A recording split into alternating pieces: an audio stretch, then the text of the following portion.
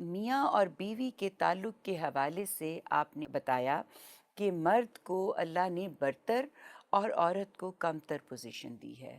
سر، اس کو ذرا آپ واضح کر دیں کہ شوہر ہونے کی حیثیت سے اگر اللہ نے مرد کا مرتبہ زیادہ، درجہ زیادہ رکھا ہے، تو کیا پھر اس صورت میں عورت کا درجہ کمتر ہو گیا؟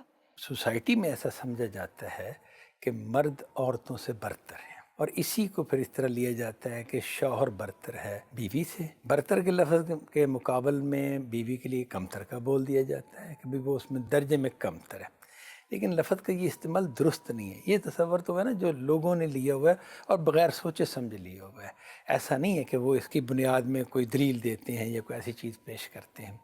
جو اصل تصور ہے جس پر تفصیلی بات بھی ہوئی تھی اس میں، وہ یہ ہے کہ مرد اور عورت کسی بھی پہلو سے ان کو دیکھا جائے تو انسان ہونے میں وہ ہر حوالے سے برابر ہیں۔ اگر مذہب کے دلائل کو دیکھیں تو مذہب نے دونوں کو انسان ہی ماننا ہے، جزا و سزا کا پہلو دیکھیں تو انسان ہی ماننا ہے، اخلاقیات کا پہلو دیکھیں تو وہ دونوں برابر ہیں، انسانیت کے پہلو سے دیکھیں تو دونوں برابر ہیں۔ اس اعتبار سے دونوں میں کوئی فرق نہیں ہے۔ جو فرق ہے وہ مرد کی ایک فضیلت کا ہے جو میاں بیوی کے رشتے کے حوالے سے خدا سر، نے بیان رشتے کی۔ تو اور بھی ہیں نا سر، جیسے بہن بھائی کا رشتہ ہے، جیسے باپ بیٹی کا رشتہ ہے، ماں بیٹے کا رشتہ ہے، تو سر رشتے تو بہت سارے ہیں، تو پھر ان حوالوں سے بھی کوئی فرق پڑتا ہے؟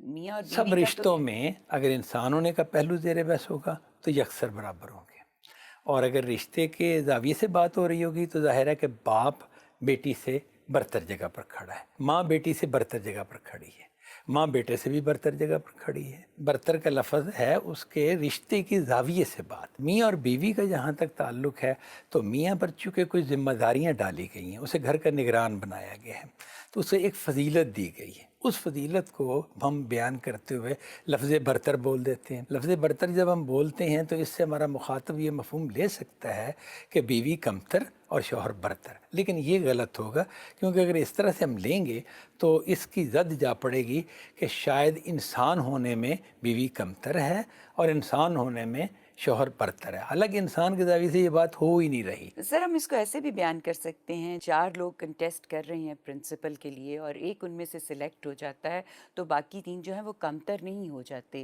وہ جس کو سلیکٹ کیا گیا ہے پرنسپل شپ کے لیے، وہ انسان ہونے کی حیثیت سے باقی سب کے برابر ہے۔ یا 4 لوگ پرائم منسٹر کے لیے کنٹیسٹ کر رہے ہیں، تو ایک جو پرائم منسٹر بن گیا، باقی 3 انسان ہونے کی حیثیت سے اس سے کم نہیں ہو جاتے۔ ہاں ظاہر تو ہے۔ یہ بھی ایک خاندان بھی ایک ادارے کی طرح ہے، اس میں بھی اگر میاں اور بیوی جو ہیں وہ اعلان کرتے ہیں کہ ہم میاں اور بیوی کی حیثیت سے ایک خاندان وجود